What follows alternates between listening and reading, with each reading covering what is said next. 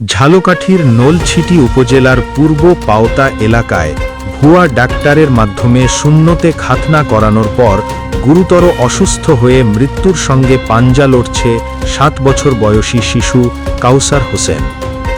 গত 25 ফেব্রুয়ারি বিকেলে স্থানীয়ভাবে নিজেকে ডাক্তার পরিচয় দেওয়া এক ব্যক্তির মাধ্যমে কাউসারের খাতনা করানো হয়। অভিযোগ রয়েছে ওই ব্যক্তি কোনো স্বীকৃত চিকিৎসক নন। খাতনার পরদিন থেকেই শিশুটির শারীরিক অবস্থার অবনতি হতে থাকে। তার প্রস্রাব বন্ধ হয়ে যায় এবং দ্রুত গুরুতর জটিলতা দেখা দেয়। পরিবার জানায়, প্রথমে তাকে নলছিটি উপজেলা স্বাস্থ্য কমপ্লেক্সে নেওয়া হয়। পরে অবস্থার অবনতি হলে বরিশাল শেরে বাংলা মেডিকেল কলেজ হাসপাতালে পাঠানো হয়।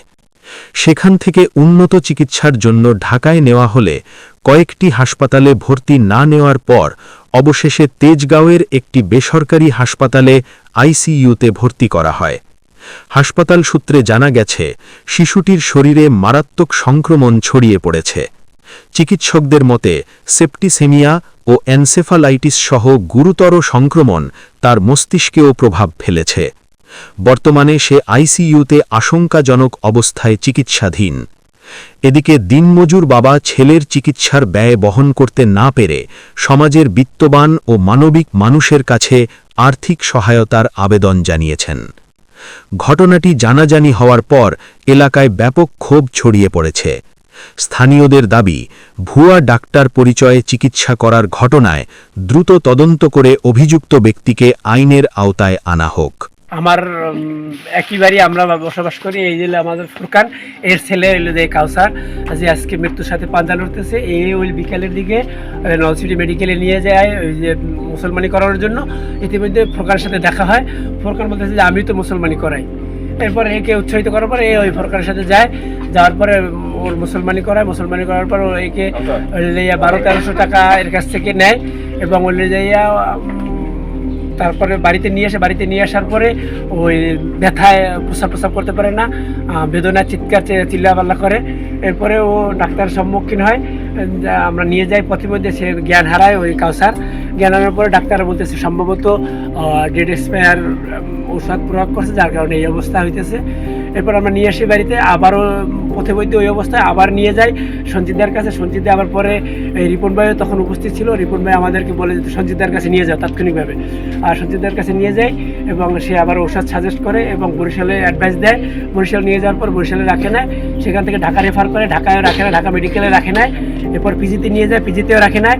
এরপরে তারা বিভিন্ন রকমের সমস্যার সম্মুখীন হয়ে বিভিন্ন মেডিকেলের দ্বার প্রান্তে ঘোরাঘুরি করে, কোনো রকমের কোনো সুরাহা পায় না। এক পর্যায়ে তারা যে তেজগাঁও একটা হাসপাতালে নিয়ে যায়, সেখানে এখন আইসিইউতে আছে এবং অনেক ব্যয়বহুল চিকিৎসার মাধ্যমে তারা ওইখানে বিভিন্ন টেস্টের মাধ্যমে বলছে যে নিশ্চয়ই তাকে ডেড এক্সপায়ার ওষুধ প্রয়োগের কারণে আজকে তার এই অবস্থা। এখন কাউসার মৃত্যুর সাথে পাঞ্জা লড়তেছে। আপনাদের মাধ্যমে আমরা দেশবাসীকে জানাইতে চাই এবং সঠিক তদন্ত সাপেক্ষে এই নামধারী ডাক্তার ফুরকানের বিচারের দাবি জানাই। 25 তারিখ সুন্নত খাতনা করতে যাইয়া ফুরকানের সাথে দেখা হয়েছে। তারপরে ফুরকান আমাকে বললো যে আমি তো সুন্নতে খাতনা করি, মুসলমানি করি, ওই তাইলে তো এমনি করে নিতে পারি। তাহলে সে আমার করাই দিল। তারপর আমি নিয়ে আসলাম 5টা বাজে, 25 তারিখ বিকাল 5টা বাজে। তারপরে সে ঔষধ দিল 2টা অ্যান্টিবায়োটিক, সেটি আমি খাওয়াইছি। তারপরে একটা গ্যাস্ট্রিক এডি দেওয়ার পরে আমরা করছি 2 দিন বাড়চাইছি। 2 দিন বাড়চার পরে আমরা তারপরে করছি। এখন আমরা কোথায় যাবো? আমি তো মানের কাছ থেকে অনেক টাকা ধার করছি, উদ্ধার করছি, তারপর মানুষের কাছ থেকে হাত পাচ্ছি। এখন পর্যন্ত 1.5 লাখ টাকা দেওয়া হয়েছে, এখন পর্যন্ত আমার কাছে আর কোনো টাকা নেই। এলাকার মানুষের কাছে ধার করছি, উঠাই দিয়েছে আমার চাচারা লগে থেকে। তারপর আমার কাছে নিজেরা আছে, ধার করছি, দিয়ে চলতে আছি। কিন্তু এই যে নামধারী ফুরকান যে চিকিৎসা, যে আমাদেরকে ভুল চিকিৎসা দিয়া আজকে আমাদের এই বাচ্চাটা আমাদের কাছ থেকে যে চিরবিদায়ের একটা পথে নিয়ে গেছে, যে সে হয়তো আমাদের কোলে আর ফিরে আসবে কি না সন্দেহ। আল্লাহর যদি অশেষ রহমত থাকে হয়তো আমাদের কোলে ফিরে আসবে, নাইলে হয়তো আমাদের এই কাউসারকে আমরা আর ফিরে পাবো না।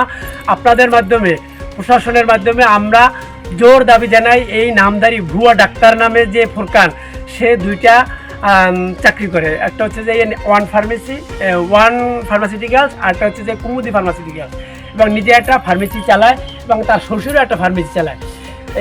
এই ফুরকান আমার এই ভাতিজা ফোরকান তাদের সাথে যোগাযোগ করলে তার শ্বশুর এই বিষয়ে এবং এই ফোরকান এই বিষয়ে আদৌ কর্ণপাত করে না এবং কোনো রকমের খোঁজখবরও নিয়ে নেয়।